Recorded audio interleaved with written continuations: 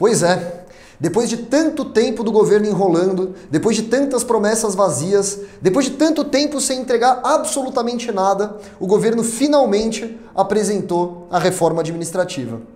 Pena que foi uma reforma tão vazia e oca quanto o tronco de uma árvore podre. Mas antes de mais nada, antes de fazer a análise aqui a respeito da reforma administrativa do governo Bolsonaro, aqueles dois recadinhos de sempre. O primeiro, me segue no Twitter. Peço lá que você dê o seu follow, estou buscando aí seguidores. Então tá aparecendo em algum lugar aqui na tela, @lucasmerreiro. E o segundo recado, inscreva-se no canal do MBL News, youtube.com/mblivrenews, onde fazemos uma live diariamente, um giro de notícias de segunda a sexta, às 10 horas da manhã. Então o programa vem sendo muito bem elogiado. Inscrevam-se lá que eu tenho certeza que vocês não vão se arrepender. Bora lá pro vídeo? Pessoal, vocês lembram quando o Bolsonaro falava do Paulo Guedes em campanha? Que era um cara técnico, qualificado, um economista da escola de Chicago, que iria resolver todos os problemas econômicos do Brasil através de reformas, privatizações, reduções tributárias. Até tivemos, de fato, a reforma da Previdência, que veio completamente desidratada, sem a capitalização, por exemplo, que o Paulo Guedes tanto queria. Mas ok, tivemos. Privatização até agora não teve nenhuma, Pelo contrário, o governo Bolsonaro criou uma estatal já, a Nave Brasil, já falei dessa estatal aqui em vídeo pra vocês. A reforma tributária foi uma verdadeira piada, Depois de tanto tempo enrolando, o Paulo Guedes manda uma pequena parcela de uma reforma maior, que a gente ainda não sabe exatamente como vai ser e que praticamente não simplifica nenhum imposto. E quanto à redução tributária que foi prometida, aí foi um verdadeiro estelionato eleitoral, Parece que o que eu mais vejo nas manchetes, nos noticiários, sempre começando com a frase: governo estuda criar imposto para... E aí alguma taxação vindo por aí, Então redução tributária também não teremos. Pelo contrário, a carga tributária vai aumentar para o brasileiro. Pois bem, com a reforma administrativa, a decepção não poderia ser diferente. Já que o governo decepcionou a gente em todas as suas propostas econômicas, você acha realmente que eles iam acertar nessa? A reforma administrativa é muito possivelmente a reforma mais importante para o Brasil. Em 2019, nosso país gastou quase R$1 trilhão para sustentar o funcionalismo público. E isso só pode ser alterado através de uma reforma administrativa. Mas vamos lá, a reforma que eles apresentaram, que eles finalmente apresentaram, tem pontos importantes? Tem. Por exemplo, prevê lá o fim de férias de mais de 30 dias para funcionários públicos. Então tem um ponto ou outro que é bacana.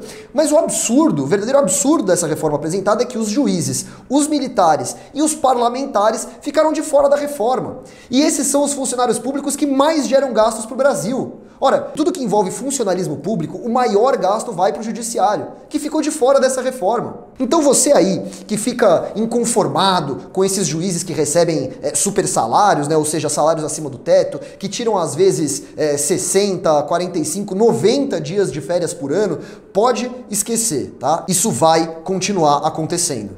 E quanto aos militares, também ficaram de fora, Militares no Brasil trabalham pouco, Só ficam participando de solenidades pomposas e, como o Brasil não tem guerra, também participam de poucas ações militares, vão aí continuar recebendo muito e trabalhando pouco. Evidente, claro, existem militares que são exceção, que trabalham bastante, que fazem a diferença, mas infelizmente no Brasil isso é sim uma exceção. Vamos lembrar aqui um dos motivos que levou Paulo Webel, ex-secretário da desburocratização, a sair do governo, que foi o quê? Justamente o desinteresse do governo Jair Bolsonaro em enviar uma boa e ampla reforma administrativa. Então o próprio secretário de desburocratização, algo que envolve diretamente a reforma administrativa, saiu do governo, porque viu que o Bolsonaro realmente não tem nenhum interesse em mexer nessa área. Além disso, mais um problema, falta clareza na reforma.